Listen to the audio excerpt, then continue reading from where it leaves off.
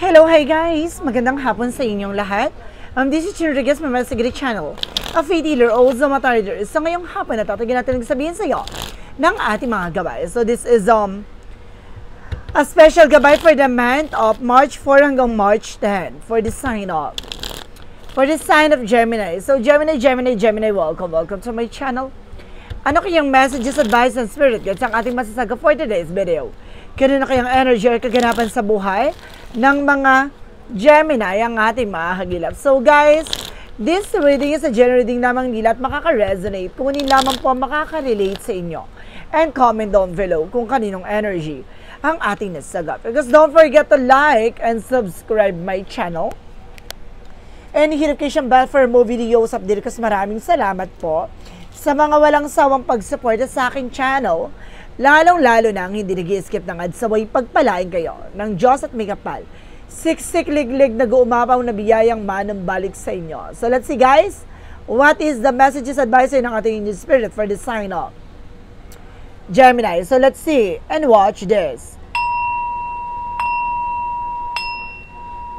Ano kaya kaganapan sa buhay ng mga Gemini ang ating mahagilap? So guys, tungayin at bubulabugin natin ang angel spirit. Please give me an information po. Okay, so this is something, the Page of Swords, no? Sinasabi dito, kailangan mapagbatsyag ka, no? Para sinasabi na subaybayan mo yung mga taong nasa paligid mo, or either kailangan kumbaga kilalanin, kilatisin mo before taking action, no? Let's see, additional messages. So this is something, 5 of coin, for financial crisis or financial loss. Some of you guys may bigla ang gastos, no? Napaparating, kaya kailangan alamin mo.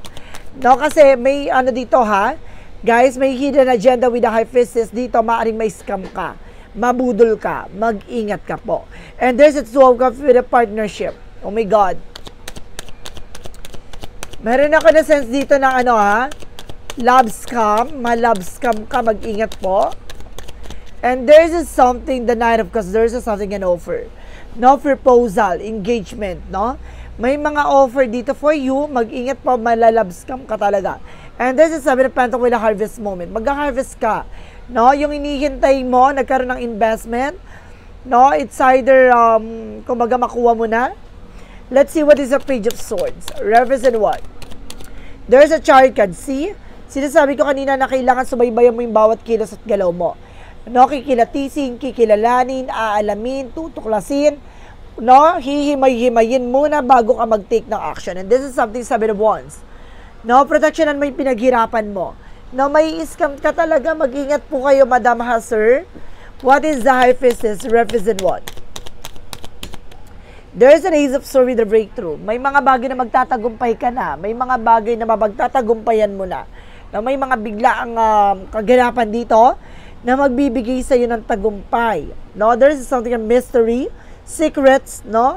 Na hindi mo akalaing makukuha mo. What is the 2 of Cups? Represent what?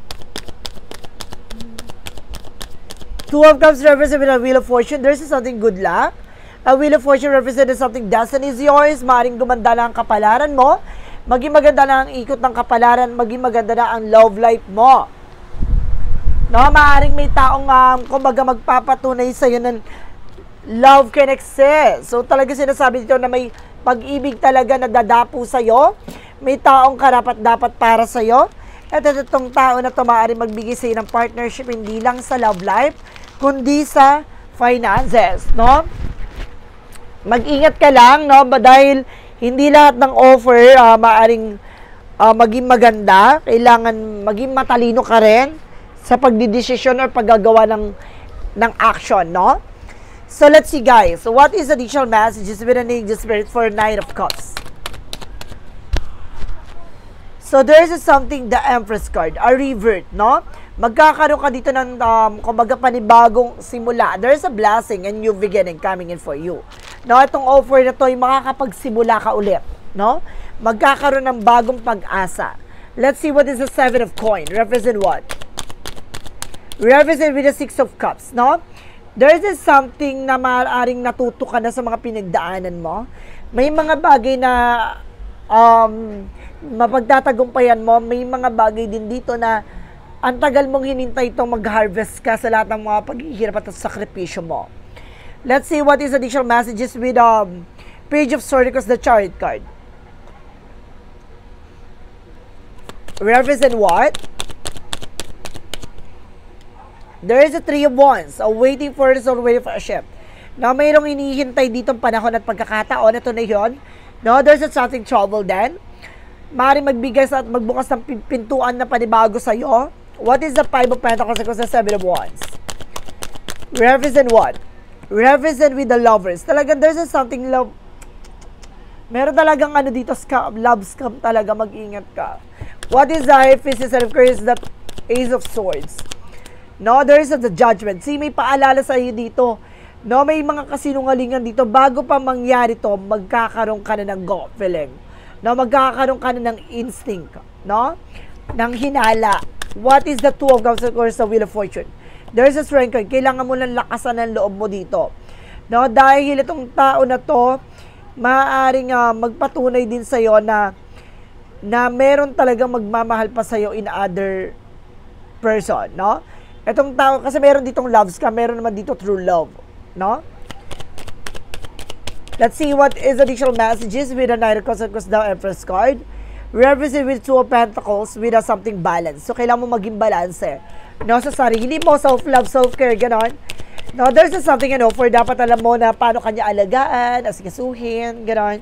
And there's Seven of Pentacles because the Six of Cups. Represent with the Page of Coin, no, investment, no? Magkakaroon ka talaga, kumaga makukuha mo talaga investment na to. No? Magkakaroon ng paglago. What is the outcome? Ang pinaka-outcome dito, guys, is something, the Justice card. Now, there's a legal matter. May legal na usapan dito. And there's something, the justice will be served, balance. And there's a Eight of Swords. Mag-ingat ka lang for this toxic and negative environment. One more card, please. And there's the Moon card for a truth reveal. Talagang ilalantad sa'yo lahat ng mga bagay na dapat mong malaman, no? Ipapakita sa'yo bago pa mangyari lahat ng kaganapan na to, ibibigay sa intuitions mo. And there's something, an inner voice na bubulong sa'yo na, oh, you need to pay attention, mag-ingat ka, gato ganyan. May mga ganong scenario, guys. Mag-ingat ka po. And let's see what is additional messages for finances and career. So there's a Four of Cups. Now, there's something, an offer. May proposal, engagement. No, meron dito, guys, na Four of Cups. Kailangan pag-isipan mo muna mabuti. No, meron ditong promotion din pagdating sa negosyo. And there's the Devil card, guys. Mag-ingat ka. Dahil itong tao na to, nilalasong ka ng palihim. Ibig sabihin, kumbaga, niloloko ka niya. No? Kumbaga, minamanipulate ka niya. Nililin lang ka niya. There's a Five of Swords in reverse to something, a fair fight. Magkakaroon ng patas na laban. Ibig sabihin, yung plano niya hindi magiging matagumpay. No? Makukuha mo na kagad yung, kumbaga, instinct na yon. Additional messages about sa love life. There's a Magician for manifestation. No? Pagdating sa love life, mamamanifest mo na raw na magkakaroon ka ng higher level of commitment. And there's a 401 something celebration. Wedding, and there's another with a wish fulfillment. So talaga matutupad talaga yung pangarap mo. No, magkaroon dito ng future husband or wife. No, let's see additional messages with an angel spirit. Pagdating naman tayo sa health. Pagdating sa health, there's a Three of Cups, something celebration. Magiging maganda na rin ang kalusugan mo. And there's a Two of Wands by choices. No, piliin mo yung mga bagay lang na makakatulong sa'yo. Na kailangan mo ng mga fruit and vegetables dito na maaring masustansya at makakatulong sa'yo. No, mag-ingat ka lang sa mga kinakain mo kasi meron ditong makakasama sa'yo. Mag-ingat ka po kasi maaring masosobrahan ka or mabibigla ka, hindi ka matutunawan. No, mag-ingat po kayo sa mga kinakain nyo kasi ang mga sobra po talaga nakakasama yan. So, let's see, guys, now, what is additional messages with an angel spirit? For magical fairy messages.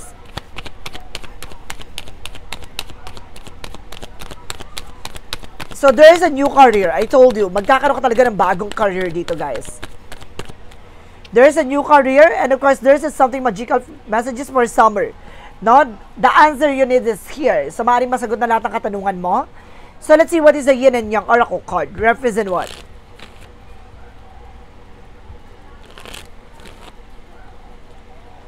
For yin and yang oracle card represent with the growth, no? May, kumbaga, there's a summer season na maaaring masagot na lahat ng katanungan mo. There's a growth and expansion, guys. And there's a fulfillment. Talaga, diba? Matutupad talaga yung mga pangarap mo. And there's a trust the timing. No? There's a divine timing talaga. No, time will come. Kailangan mo lang habaan ng pasensya mo. No, magiging maganda na takbo ng sitwasyon mo.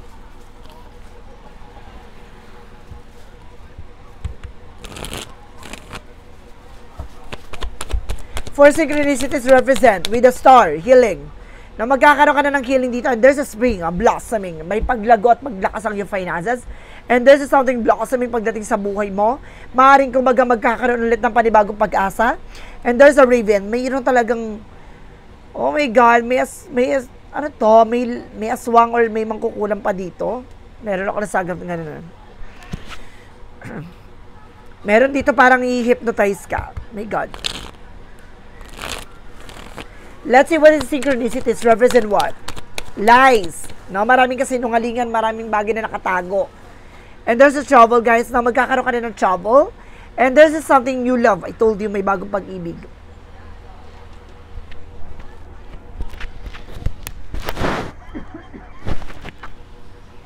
Let's see, guys, what is Archangel Michael messages for you? For Archangel Michael messages represent what? Self-respect. No, kailangan mo na respeto sa sarili mo. No? Wag mo pinipressure yung sarili mo. And because there's a romance, angels are helping you. Na pagdating sa love life, tinutulungan ka ng ating angel spirit. And there's a you created a situation and you have the power to change it. No? Ikaw yung naglagay sa sitwasyon mo, ikaw din makagawa ng paraan para makaalis ka at makalaya ka dyan.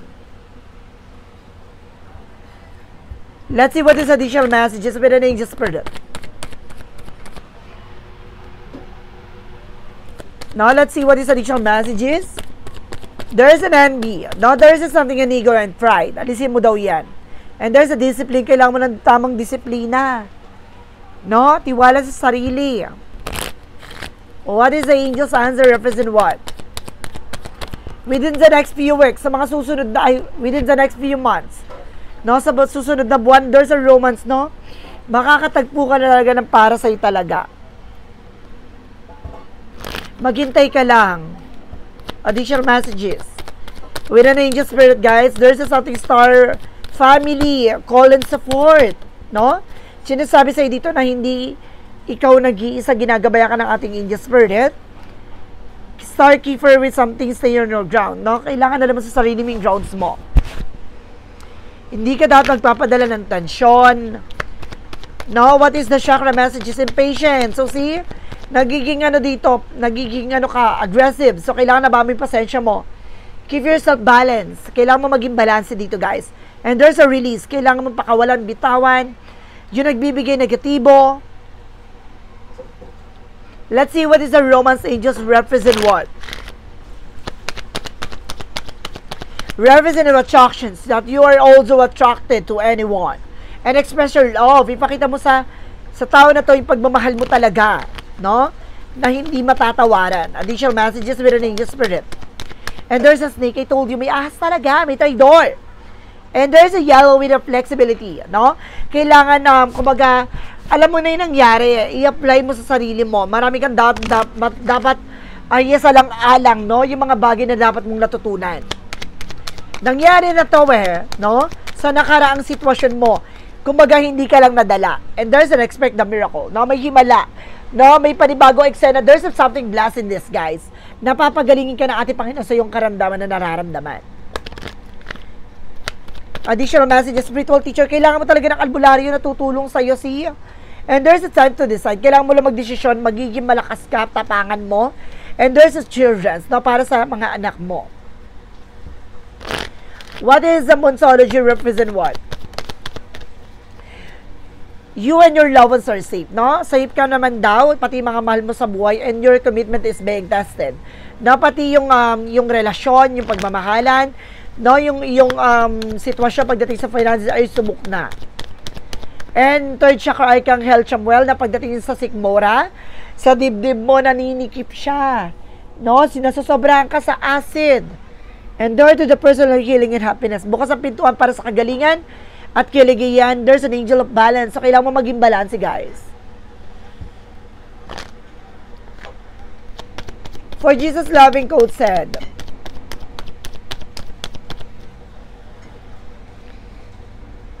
Your heavenly Father know that you have your heavenly Father know that you have need all of this. So, alam na ating Panginoon, lahat ng mga bagay nito ay kailangan mo. No, maniwala, magtiwala. No, dahil, kumbaga, lahat ng mga binibigay sa iyo at it's an instrument, no, para hubugin ka, para palakasin ka, no, para makita mo totoong kahalagahan na binibigay niya. Kailangan mo magtiwala sa Kanya. For angels number represent what? 999 for release. May mga bagay lang kailangan mo i-let go. Pakawalan at bitawan. Your current circumstances are ending, so might take advantage of better ones. If you are experiencing a significant change or conclusion, viewing your life as a series of cycle of chapter may be helpful. How can you make room for something new to emerge? So see, paano mo mapapabago sitwasyon mo? Ano yung kailangan mong baguhin, alisin, no? Yung negative thoughts and negative cycles and negative and toxic environment. What is the messages of life? Represent what? Represent with a self-love. Alagaan mo yung sarili mo, mahalin mo yung sarili mo, dahil walang ibang makakatulong sa iyo kundi yung sarili mo. Today, I love myself fully, I accept myself exactly as I am. I am able to recognize my own divinity and to appreciate the purity of my soul. I take time to care of myself. I enjoy myself. I nourish myself. I am kind for what I am kind to myself. I am grateful for who I am. So siya, na kailangan mong tanggapin, mahalin yung sarili mo. No? Dahil walang ibang tutulong sa iyo kundi ang sarili mo. So guys, this is a special gabay for the month of March 4 hanggang March 10 for the sign of Gemini. Maraming salamat guys and see you in the next video. Bye-bye and babush!